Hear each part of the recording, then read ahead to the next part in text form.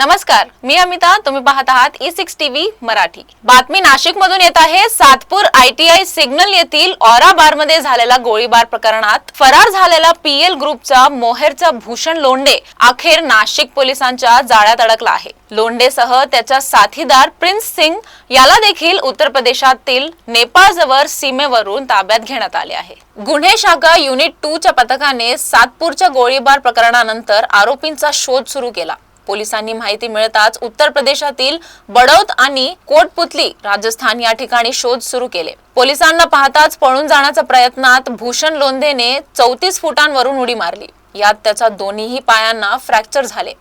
गुन्हे शाखेच्या तपासात सुपोनी हेमंत तोडकर, डॉक्टर समाधान हिरे आणि पोहवा प्रकाश महाजन यांनी तांत्रिक विश्लेषण करून आरोपी सतत ठिकाणी बदलत असल्याचा मागोवा घेतला. त्यानंतर पथकाला राजस्थानातून उत्तर प्रदेशातील महाराजांकडे पाठवण्यात आले. अखेर 35 वर्षीय भूषण प्रकाश लोंढे आणि 36 वर्षीय प्रिन्स चित्रसेन सिंग या दोघांना ताब्यात घेण्यात यश आले. दोघांना महाराजगंज न्यायालयात हजर करून ट्रान्झिट वॉरंट मिळवण्यात आले आहे. भूषण लोंढेवर आधीच अनेक गुन्हे दाखल आहेत. त्याच्यावर भारतीय दंड संहिता, फौजदारी सुधारणा कायदा, हत्यारे कायदा, मकोका आणि मोका यासारख्या गंभीर कलमांखाली गुन्हे दाखल आहेत.